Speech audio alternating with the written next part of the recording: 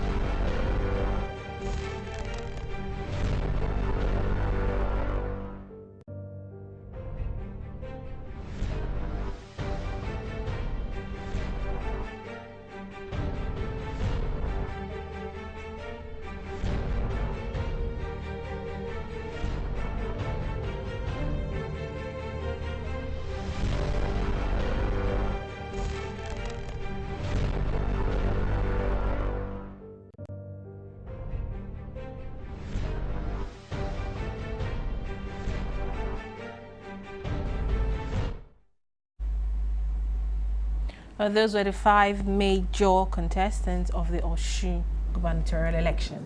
Now, to you, let me start with you, Fred. Okay. As the elections thicken, what are your expectations? Well, for me, I'm not from Osun State, but as a Nigerian, I have my reservations about the elections. Okay, I what have kind that of reservations? because of the recent experiences we've had.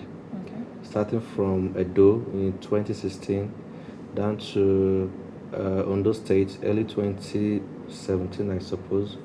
And from there to Anambra, Ekiti, and now Osun State. If you follow the sequence of these last 5 elections, 2 dominant factors have always prevailed. First, issue of vote buying, then the issue of excessive use of force by state actors. So in a way, suppress the opposition. That's what we've seen in the last 4 elections we've had since Buhari came to power.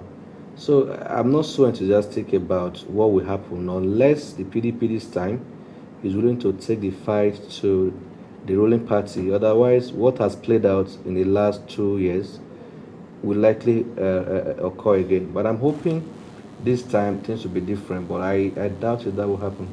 Okay. My fear may just be confirmed unless this time around INEC, which has been accused of not doing enough to protect the rights and interests of voters, will go beyond the rhetoric of promising and doing the opposite at the end of the day. Okay, well, means your expectation is a little on the negative side. The negative side, unless they prove me wrong eventually. I hope they do that. How about you? I hope you're on the positive side. Yeah, of course. I'm a concerned Nigerian, and Nigeria has been a country of the more you look, the less you see. In terms of virtually everything, we've not really gotten it right. My first concern is about INEC.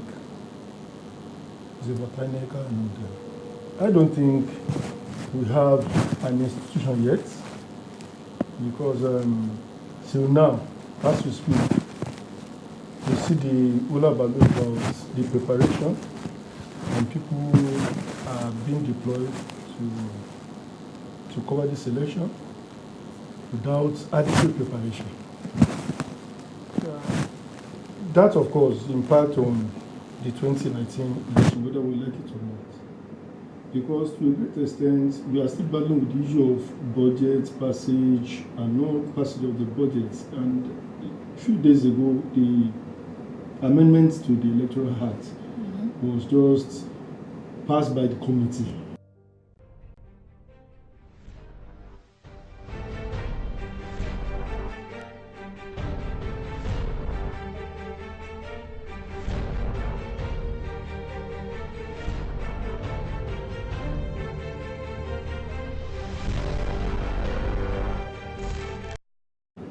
You're welcome back. Now, still with you, Kehinde. Before we went on that quick timeout, I was asking your expectations towards the Osun gubernatorial election. Yeah, I just spoke about the challenges with INEC. Vote buying, yeah. Yeah, I think we still have some issues when it comes to fixing some of these, technology that they are going to deploy. And of course, this is supposed to be a preparation for the 2019 election. But let's see the outcome. But in 2015, when they started using smart card, we had issues even with the former president. Mm-hmm. And I wouldn't know how they've been able to get over that. But this is supposed to actually help us out to see, okay, what again are the challenges that we are going to confront in 2019. But more importantly, I think the major issue is with the security personnel. Okay. Remember the deployment of over 40,000 to Ekiti? To Ekiti. Very small state. No, we'll get to that. So I think let's just see how the security personnel deployed to Osun State will be able to manage the people. And of course, you don't expect the people of Osun State. They are so calm, they are peaceful. And I hope they will not trigger unnecessary crisis in the process of, interfering. Okay. And the accusations from, the opposition parties that they are manipulating already, and how the security agencies will be able to get above this, allegation is what I'm concerned about.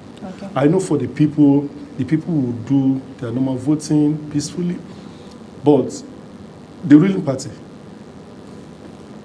we are expecting so much from them, and they should not disappoint Nigeria. They should not use the power conferred on them by the people. They should not abuse it. Okay. They should not use it to disrupt the electoral system. All right. Now back to you, Fred. Now, okay. We spoke about vote buying. Now, INEC has come out to say they are going to do everything in their power to curtail vote buying. Now, in your thoughts, what do you think is going to be the way forward when it comes to curtailing vote buying? Okay. Let me go philosophically too. If you understand the political philosophy, that is what they use, especially during war. Mm-hmm. Politicians use one system or one means to suppress the people. Now, sometimes they impoverize the people, make them so poor that when they throw pittances or small crumbs at them, they think they're doing them a favor. Now, Nigerians have been made so poor in the last few years. I won't blame it solely on this administration. They inherited it, but they further escalated it, which I think is not good enough. Now, it has gone to a point where when you give a Nigerian 2,000 naira, he sees it like a lifesaver. So people are willing to sell their votes, even when the money involved is very, very infinitesimal. I'm from Edo State, for instance, and when they had the election in 2016, for over 2-3 months, I couldn't recover. I was so heartbroken that people I look up to in my area sold their vote for as low as 2,000 naira. So if INEC is telling you that they will curtail vote buying, I think they are just lying. Now, there are laws on how you can prosecute those involved, not those who collect the money. Those who collect the money are just receivers. What about those who issue the bribe? The source, those involved in that, they are top government people who ordinarily sometimes enjoy immunity. You can't prosecute them. If, for instance, a sitting governor deploys resources for his foot soldiers to buy votes, how would you handle that? So when INEC tells you that they will manage vote buying, they told us that after a Edo election, no, it will not happen again. But I went to those states. In fact, it was increased. They went to Anambra. Anambra was for the highest bidder. From there, they went to Ekiti. Ekiti, it was a police state where people shared videos online of how votes were bought. Now you have Osun already, and people are agitating that the same thing that played out in this first state will likely play out. INEC is telling you that they will curtail it. How they will do that, they've not told us. Is it that you are going to reduce the presence of police or other security agencies? Are you going to stop people from approaching voters? How would you do it? Tell us so that we can astray what you tend to do. Then if it's feasible, we'll tell you. Election in just 2 days from now. So if you have a plan that is not fact-based, that has not been tested and trusted, how are we sure that, in a way, INEC officials are never part of the problem? I'm not saying they are. I'm just, it's a rhetorical question. Are you sure they are not? They are not. Let them answer the question. Can I talk still with you now, Fred? Or do you have anything to add to that? Well, he has said it all, of course. I think the agents of most of the political parties, they are part of the people to be monitored. But unfortunately enough, one of those things that will have helped us is that you allow a situation where people can freely cover the exercise at polling booths. They can use their videos, their cameras to cover it. But now you banned it. Yeah, exactly. I was about to come to that now. Talking about INEC banning the usage of phones at polling booths. Do you see that? Do you think that's a waste? Is a step ahead for them when it comes to? It's unfortunate. The INEC just showed itself at the foot. Of course. Because those are people, the evidences you can use. And it's unfortunate that we waste resources in this country. Sometime before, I think when the former INEC chairman came to office, he paid a courtesy visit to NECOMSAT. I was privileged to be part of the team that covered that event. Right in our presence, they deployed the facility they had. And we saw telemedicine. We saw area coverage of the entire country within the premises of NECOMSAT. And I can tell you, as we speak, the facility, if they've not destroyed the system, can actually cover the entire country without you going anywhere. From INEC monitoring center, they can have access to virtually all the polling booths, where you will see bit by bit what transpires at what point. So I was expecting that such will be brought to bear, but unfortunately enough, it's like we are not ready for business. And you know, the hula baloo about using smart card, we are not using electronic card, all of those things, I see it as a situation where we want to be retrogressive, and we enjoy it, because like we are talking of vote buying. Come, it's business. It's good business for some locals and the agents. And I can tell you, overnight, some people become billionaires within these 2-3 days, including the so-called officials. You know, I was speaking with some experience, still with you, Kehinde. I was speaking with some experienced election observers now. The impression you get is that the Ekiti is an improvement from other polls we've had. That is why, that's why I said to start with him first. That is why all we noticed was the vote buying. That was the only lapse that was there. Do you agree with that? Capital. Okay. Some of them too, what do they know? It's unfortunate that they too, they are handicapped. Because you are just going to monitor election with what? Just your physical presence, and you go about writing A, B, C.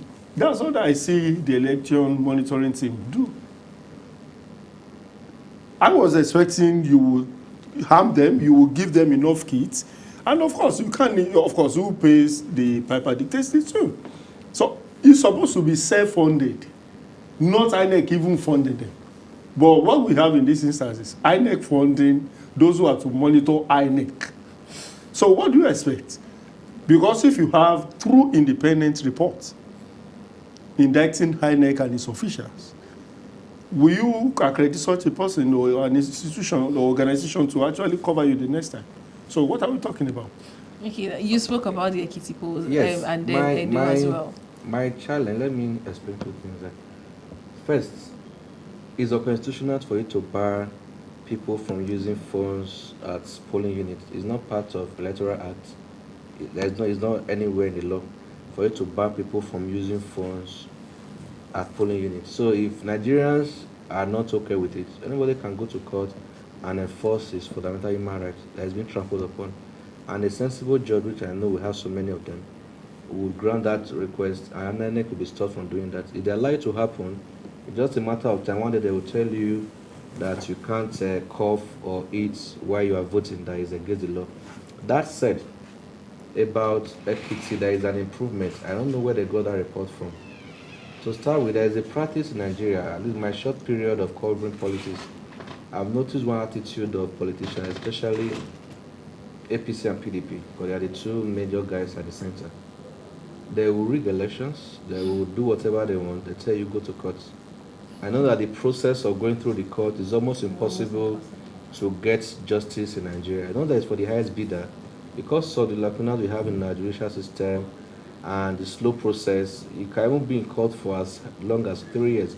And the man who unjustly secured the ticket would have served that his term. So that's what they do.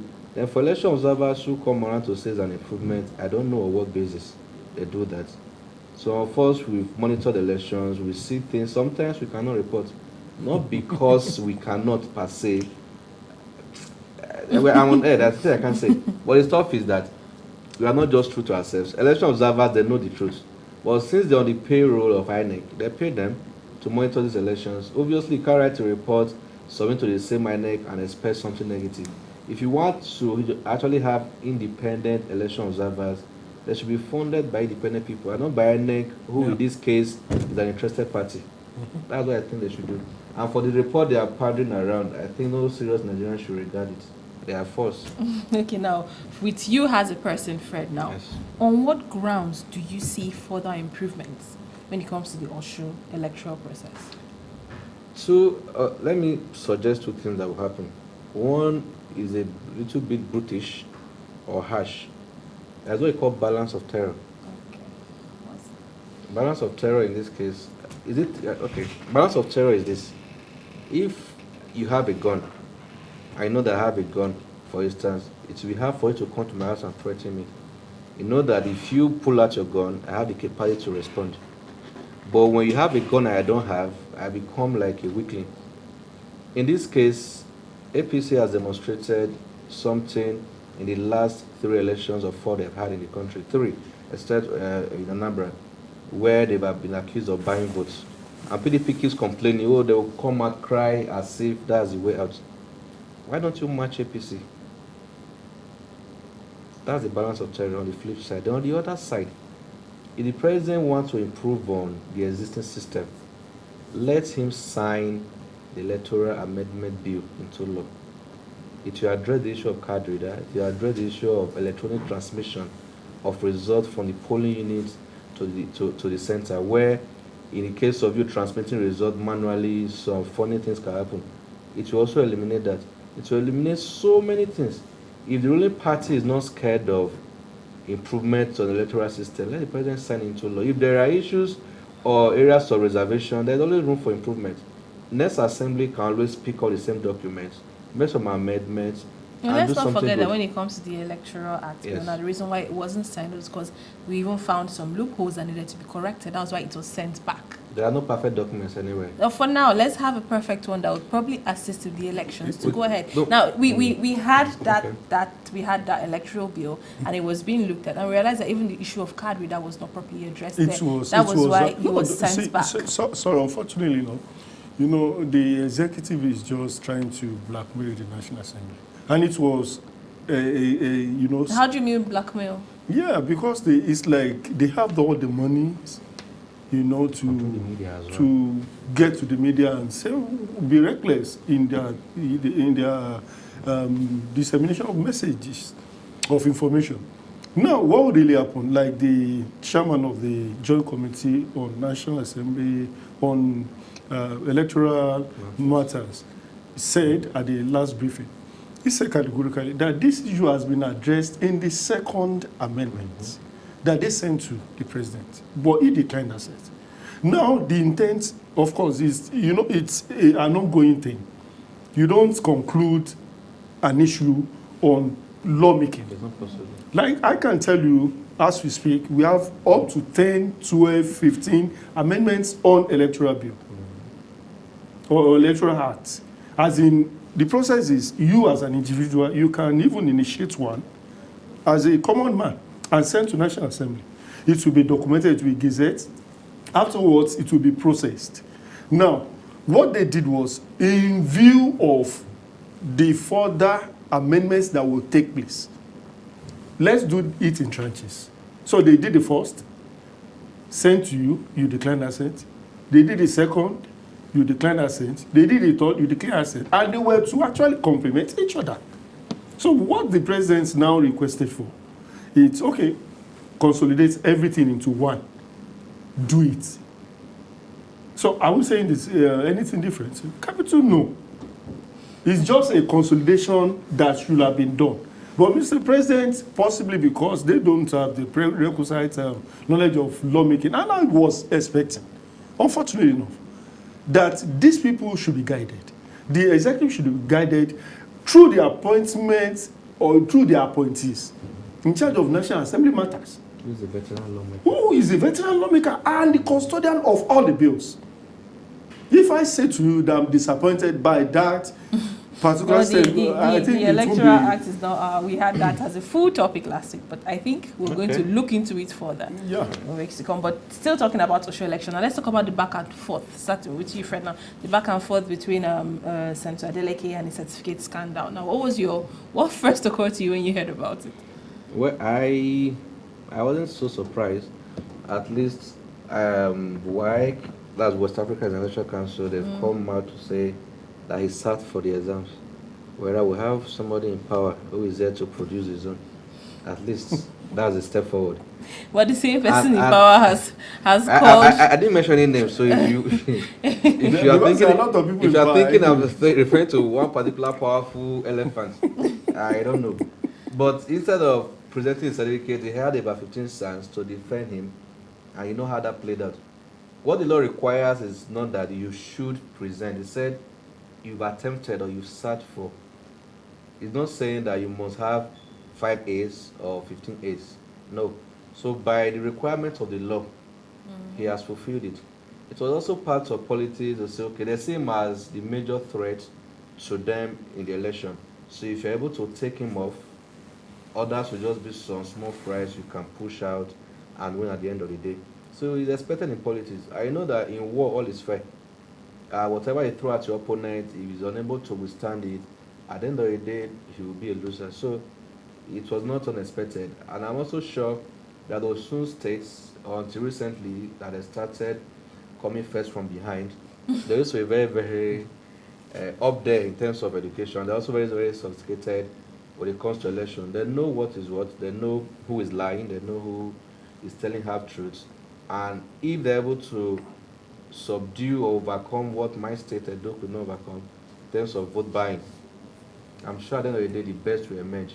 It's not just to accuse one party that, oh, he's a dancing senator, oh, he has not sponsored a bill. Is that a requirement for good governance? Certainly not. Those who have who told them that they led offensive against insurgents, that they were the forefront during the Civil War, that when they come, they will crush Boko Haram, they will crush all manner of insurrection. They are there, and you know that you and I were not so safe anymore. I'm very safe. So it's not so. If you think you have to go to Sambisa, so it's not just to talk and get accolades. Do the work. We also told during the campaign in 2015 that one man will lead the offensive against Boko Haram. Is he leading it from behind or from UK hospitals?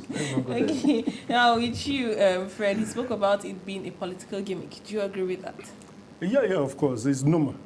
You know, it's becoming a tradition in Nigeria that if you are actually vying for any elective office, even in the public service, you have the same playing out. So it's not a new thing.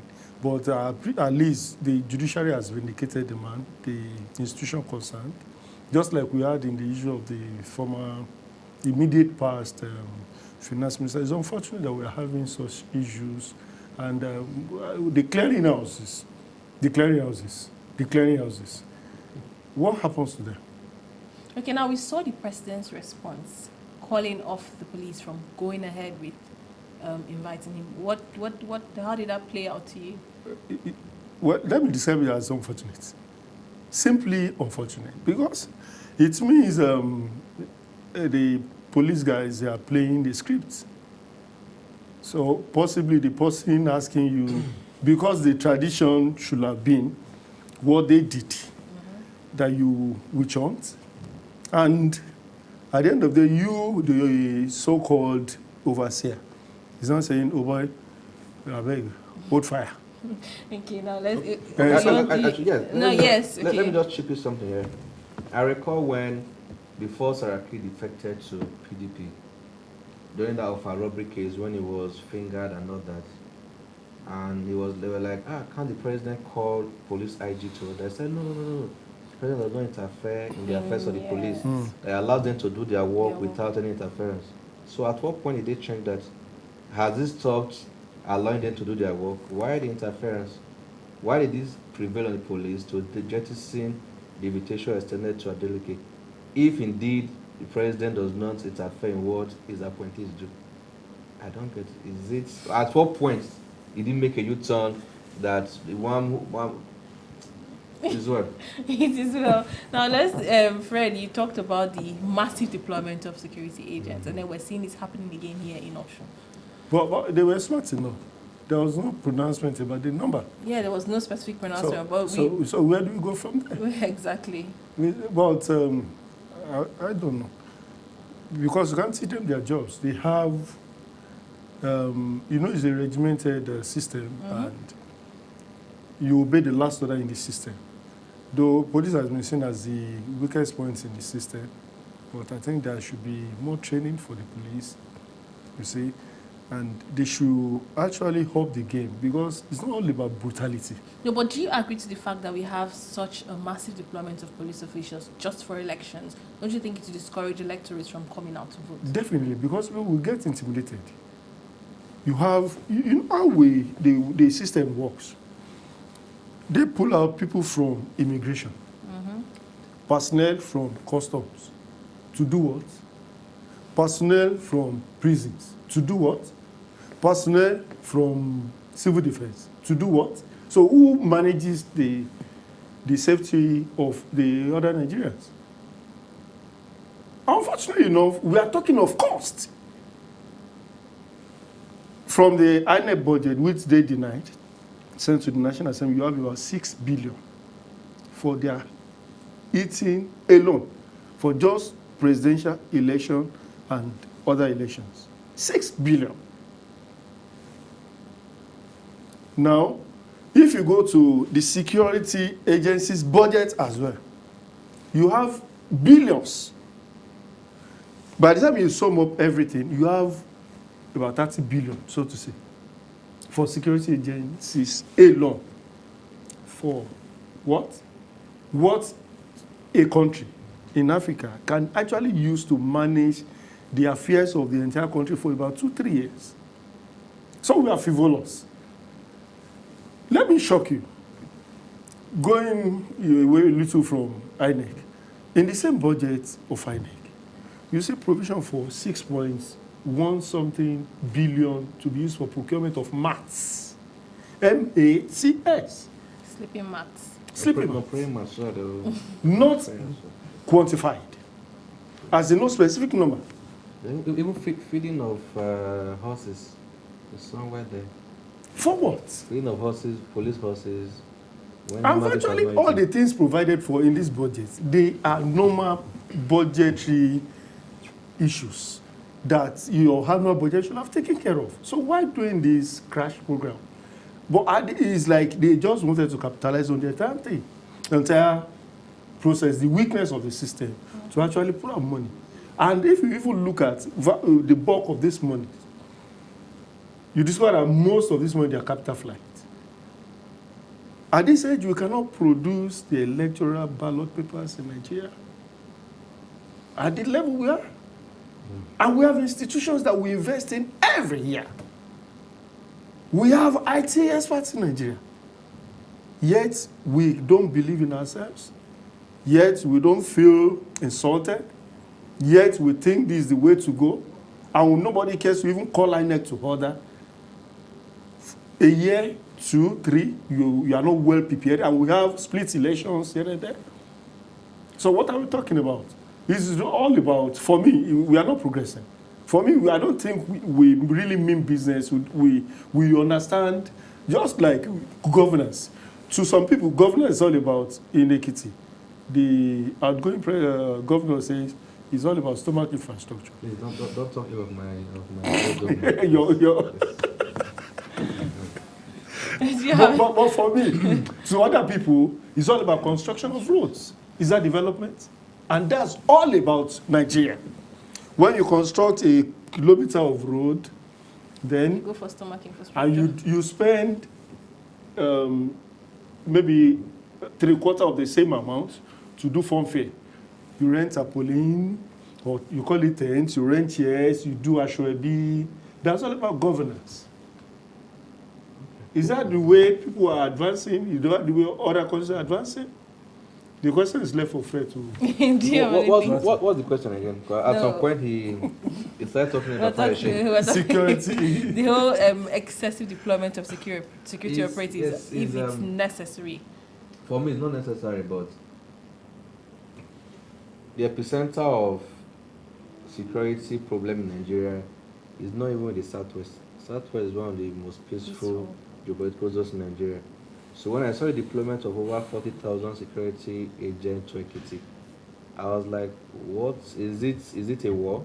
And within that same armored vehicles. Within that same period, bandits and herdsmen were fully in charge of Zamfara. Another states, they deployed about 3,000 officers, but deployed 40,000 to Ekiti because they had one common enemy, fire shake. Now they are doing same in Osun, where, if you recall from the word go when I started, I expressed some misgivings, and I was very negative that the outcome of the election may not be what you have said, because if you judge by what we've had, there is nothing significant that will be different. Reason being that the same IG of police, Ibrahim Idris, who conducted a Edo election, Ondo, Anambra, and Ekiti, is still in charge. He was accused of taking side in Edo, in Ekiti, in Ondo, and in Anambra. He's still in charge. He will still conduct the same election in the show. So what are we expecting? The same players are still there. Same INEC is still there. One powerful person in INEC, I don't know if it's a man or a woman, but make your inquiries, you know who. It's still there. So the key players are still there. Nothing has changed. So if you do the same thing over and over again and expect a different result, it's a sign of insanity, right? That's what we're doing here. Okay, now away from the security operatives and INEC and all of that, now let's look at the candidates themselves now. Without sentiments now, what are your projections on the crowded field of contestants? Well, this is an aspect where I will not be very strong. Not because I don't know the issues, but because I'm not from Osun State. Okay. Whenever you ask me a question, I always tell you those that will answer this question will be the electorate, those that will vote. Okay. When you have 2 or 3 wives, you know which one is better. So they've seen the man in charge, and the man they are presenting from APC has been part of the government. Like, his office is the engine room of governance in the state, because the chief of staff, or he was, I don't know if he has resigned, to the governor. So he understands or plans the day-to-day activity of the governor.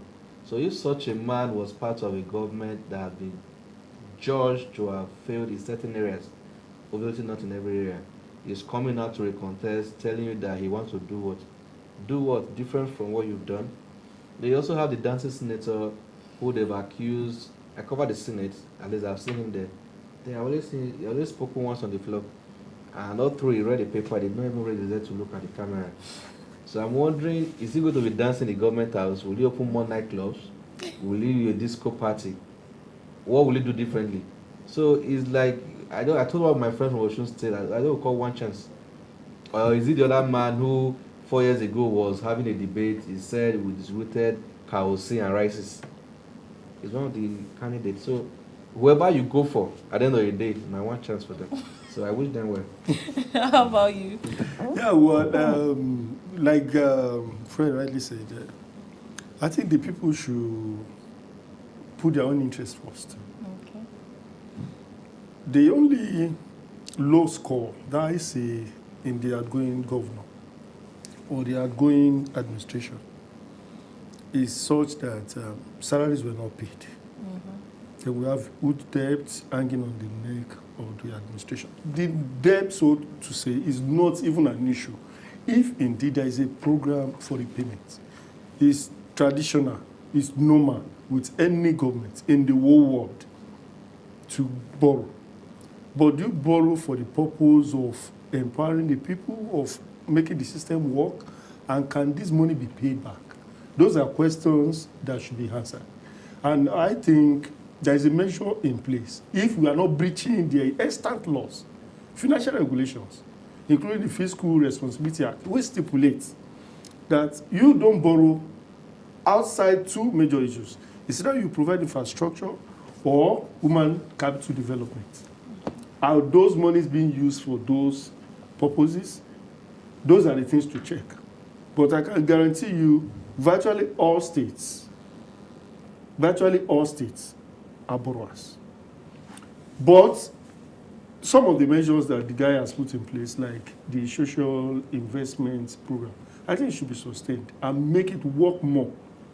We did a report, I think 2 or 3 reports on the state, and it's viable.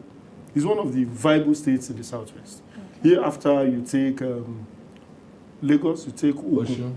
Osun State, that after paying his debt, only got monthly allocation of about 5 million. It's viable. 5 million? No, Nigeria. Beyond that, Fred, beyond that, the level of infrastructure in Osun, as we speak, is one of the best.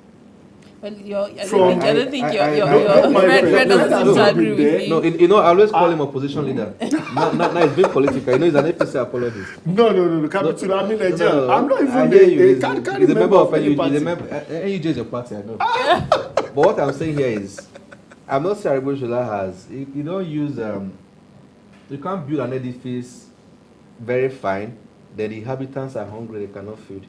Then what's the essence of having the house? As well, I always call human capital development. In Nigeria, we place emphasis on aesthetics, on what you can see. We build good roads, we build good hospitals that are not equipped, good schools where you have poor teachers. Like in Akwa Ibom. Then that's what we do, but we don't invest on human beings to say, okay, you can have a bad road, but people living in the area are good enough, they can feed themselves, that if they even pull their resources together, they can walk on the road. But instead, we fix the road and leave the people hungry. For me, that's not development, it's just plastic. At the end of the day, you discover that you have a fine city with hungry people. Whatever at the end of the day. And beyond that, you also have a government that is so reckless in borrowing that they didn't know when to apply the caution brake. That you kept borrowing until your state got so poor that you could not even fuel the generator to power the government. No, but I think we should blame the institutions that we have. Like DMO. No, in fairness, DMO is the custodian and National Assembly. No, that is it. No, for local borrowing, state assembly. If it's external borrowing, no. The National Assembly still has the power. I was part of the last borrowing. I disagree with you. No, wait. If it's external, just hold. If it's external, let me just clear this. Okay. Whether external or internal. So I will not mislead the public. If it's external, I should say that. If it's external, National Assembly approves. Okay. If it's internal, borrowing, the state assembly that approves that. But you must bring to National Assembly. No, internal. Evidence. No. For states, no. Wait now. You must bring to National Assembly evidence that the state assembly approves this. Then before National Assembly even approves. That was the reason why you saw what happened to Kaduna's loan, where they stepped it down. Because that was external. Fine, but all the borrowings, okay. DMO has the statistics of all the borrowings. All right. So that was why I said, of course, Nigeria as a federation, you have both internal borrowings, which you call domestic, and the same applies to states. So you add up everything to actually put them for states. Well, because of time, we're already running out of time now. Really quickly, let's sign out now. Okay. Now, as journalists, yes. Now that's the most important thing. As journalists now, is there a way the media could, or how do you think is there a way the media could insulate from taking sides when reporting? How do you think our reportage should be when it comes to covering elections, the Osun and the Ekiti? What do you think we could do different for the Osun election as a media? There is no media anywhere in the world that is 100% neutral. I always tell people that as journalists, it's not your duty to be neutral, it's your duty to be on the side of truth. Okay. That's one aspect. The second aspect in journalism, there is what you call issue of ownership and control. That whoever owns the media determines the direction it follows. Now, if you look at the ownership structure of major media houses in Nigeria, print, electronic, or what have you, check out the owners of these media houses. They are politicians who belong to political parties. So obviously, during elections, there will be some form of biases. Except for very few exceptions who are in the minority, many media houses in Nigeria take side along two lines, either ethnic, religious, or political. So I can't sit here and promise that media will be 100% neutral. Sometimes the journalists will want to be neutral, send reports that will not take side, but the following day, what is published is different from what you send because you're not the gatekeeper. The final arbiter is your editor who determines what goes into the paper or what you publish. If it's not good enough, if it does not satisfy the interests of the owner of that media house, it will not fly. Okay. So it's until we address the issue of ownership and control, we cannot expect independent reportage of election issues in Nigeria. It will not happen. Which cannot be addressed because it's a source of investment for individuals and, of course, for any political, person. It's one of those strategic points that you can actually use to get your own empire. But for me, I think we have ethics of journalism which ought to be upheld at all times. Come what may. And this should be our guide. Unfortunately enough, I will say again, media houses do not have capacity, majority of them, to actually sponsor editorial team that ought to cover live coverages at different locations too. Locations where elections are being held. Now, who pays them? INEC or state government. So how do you balance your interest, the interest of the common man, or what you call it public interest, and the interest of your sponsor? Okay. Because, as we speak, it's been a recurring decimal that most of the media houses that we have, they are not paying. We're going to different territory. We're going to different territory, but then this is still about election reportage. We hope to see a peaceful Osun election. We hope to see a different Osun election. I'm going to be positive. I don't know about you, Fred. Yeah. But that's the much we can take on Inside Story this week. I'm going to see you again same time, same station next week. Do have a great day.